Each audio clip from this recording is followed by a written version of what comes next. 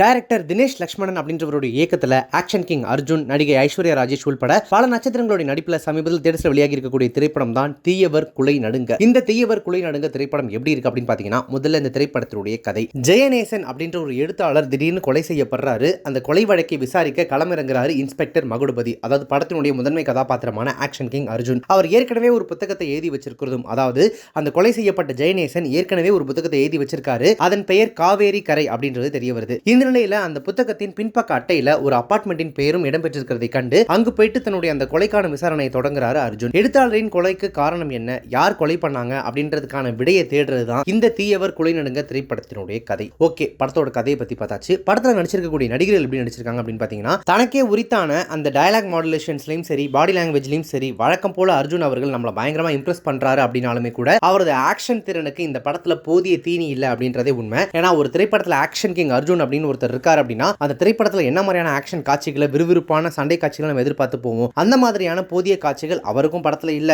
பாக்குற நமக்குமே படத்துல இல்ல. ஐஸ்வர்யா ராஜேஷ் முக்கியமான கதாபாத்திரத்துல தோன்றி உணர்வுபூர்வமான காட்சிகள்ல தன்னுடைய திறமையை நிரூபிச்சிருக்காங்க. இருந்தாலும் அதிரடி தருணங்களையும் ஆரம்ப கட்ட காதல் காட்சிகளையும் அவங்களுடைய அந்த பாடி லாங்குவேஜ் கொஞ்சம் கூட படத்துல ஒத்தே வரல. ஆட்டிசத்தால பாதிக்கப்பட்டவராக வரக்கூடிய சிறுமியும் வேலராமமூர்த்தியும் தங்களுக்கு கொடுக்கப்பட்ட பாத்திரங்களுக்கு முழு நியாயம் செய்திருக்காங்க. ரொமான்ஸ் காட்சிகள்ல பிரவீன் ராஜா அப்பட்டமா தோல்வி அடைஞ்சிருக்காரு. அவருக்கு அது சுத்தமா வரலையா, அல்லது அந்த கேரக்டர் அவர் உள்வாங்கிக்கலையா, அல்லது இயக்குனர் அவர்கிட்ட ஒழுங்கா நடிப்பை வாங்கலையான்னு தெரியல.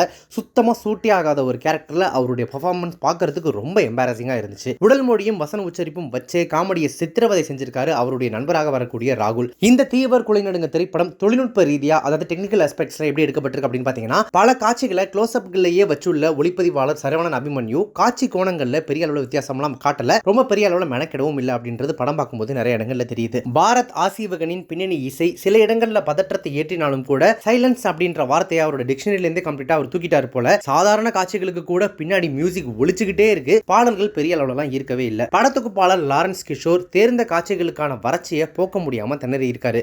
அதாவது காட்சிகள் அட்லீஸ்ட் 1-2 ஏதாவது தேர்ந்துச்சுன்னா தானே அந்த படத்தை ஓரளவு நம்ம எடிட்டர் தேத்தி கொண்டு வருவாரு. அப்படியான காட்சிகளுக்கு அவர் எவ்வளவு திணறி இருப்பாரு, கஷ்டப்பட்டிருப்பாரு அப்படின்றத படம் பார்க்கும்போது இந்த எடிட்டிங் வெர்ஷன்ல நம்மளால புரிஞ்சுக்க முடியுது. அதே போல டெம்ப்ளேட் காதல் காட்சிகளுக்கு இவ்வளவு கருணை காட்டி இருக்க வேண்டிய அவசியம் இல்ல. அந்த காட்சிகள் எல்லாம் இன்னும் கொஞ்சம் பயங்கரமா சுருக்கி இருந்தாங்க அப்படின்னா நமக்கு படம் பார்க்கும்போது ஏற்படுற அந்த களைப்பு கொஞ்சம் குறைஞ்சிருக்கும். படம் தொடங்கிய சில நிமிடங்களிலேயே ஒரு கொலையோடு வலுவான ஆரம்பத்தை படத்தினுடைய திரைக்கதை கொடுத்தாலும் கூட பிறகு மிக தாமதமாக எடுக்கப்பட்ட காட்சிகள் படத்தோட தீவிரத்தை கொஞ்சம் கொஞ்சமா நீர்த்து போக செய்யுது. அதாவது சேச்சுரேட் பண்ணி விட்டுருது. பழகி போன எதிர்பார்க்கக்கூடிய திருப்பங்களோட எதுக்கு அப்படின்ற மாதிரியான அந்த இடைவெளியும் படத்துல வருது. விசாரணை காட்சிகள் அனைத்துமே மிக மோசமாகவும் எந்த சுவாரஸ்யமுமே இல்லாம ரொம்ப தட்டையாக எடுக்கப்பட்டிருக்கு.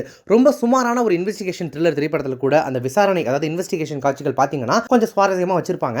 அதுதான் அந்த படத்தை ஓரளவாவது போர் அடிக்காம எடுத்துட்டு போகும். ஒரு இன்வெஸ்டிகேஷன் த்ரில்லர்ல அந்த விசாரணையின் அப்போ அடுத்து என்ன நடக்க போகுது, யார் குற்றவாளியா இருப்பாங்க, இந்த கேஸ் எதை நோக்கி போகுது அப்படின்னு சொல்லி அங்க தேடிட்டு இருக்கிறவங்களை தாண்டி இங்க சீட்ல இருக்கிற நமக்கு அந்த பதற்றம் தொற்றிக்கொள்ளும் போதுதான் அந்த திரைக்கதை நம்மள சுவாரஸ்யமா எடுத்துட்டு போகும். இன்வெஸ்டிகேஷன் த்ரில்லர்ஸோட மிகப்பெரிய பிளஸே இதுதான். நான் சொன்ன மாதிரி சுமாரான சில திரைப்படங்கள் கூட அந்த இன்வெஸ்டிகேஷன் போர்ஷன் நல்லா இருக்கும். ஆனா அதையுமே ரொம்ப மோசமா, ரொம்ப கிளீஷேவா எடுத்து வச்சதுனாலதான் சுமாராக வந்திருக்கக்கூடிய இந்த தீயவர் குலை நடுங்க திரைப்படம் ரொம்ப சுமாரா மாறி போயிருக்கு. இதெல்லாம் தாண்டி பழங்கால படங்கள், பழைய படங்கள் கூட இல்ல, 80ஸ்லாம் யோசிக்காதீங்க, 70s 60s லெவலுக்கு போயிடுங்க. அந்த மாதிரியான பழங்கால பழைய திரைப்படங்களை, பல படங்களை நினைவூட்டக்கூடிய பழிவாங்கும் கதைக்கு கொஞ்சம் கூட மாத்தாம அதே மாதிரியான திரைக்கதையும் அடுத்தடுத்து நம்மளே இங்க உட்காந்துக்கிட்டு இதான நடக்க போகுது, இப்படிதானே நடக்க போகுது அப்படின்னு கெஸ் பண்ணும்போது டைரக்டர் நம்ம கெஸ் பண்றத நீங்க கெஸ் பண்றத போய் நான் மாத்தி வைப்பேனா, அப்படியே எடுத்து வைக்கிறேன் பாருங்க அப்படின்ற மாதிரியான திரைக்கதையும் அதே பாணியிலேயே எழுதப்பட்டிருக்கிறது படத்தினுடைய ஆகப்பெரும் மைனஸ் அப்படின்னு சொல்றதை தாண்டி பார்த்துட்டு இருக்கிற ஆடியன்ஸ்க்கு ஆகப்பெரும் சோதனையா மாறி போனது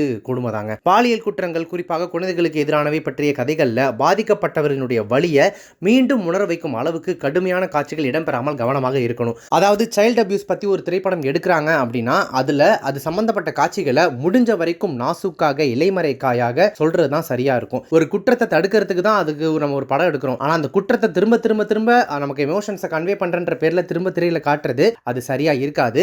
அது ரொம்ப கவனமா இருந்திருக்கணும். அந்த சமநிலையை இந்த திரைப்படம் பல இடங்களை தவற விட்டுருக்கு. அதிலும் குழந்தை வன்முறை, சிறப்பு குழந்தைகளை காட்சிப்படுத்தும் விதம் போன்றவற்றில் கண்டிப்பா இயக்குனர் கூடுதல் பொறுப்போடு இருந்திருக்கணும். அடுத்த படங்களில் இருப்பார் அப்படின்னு எதிர்பார்க்கலாம்.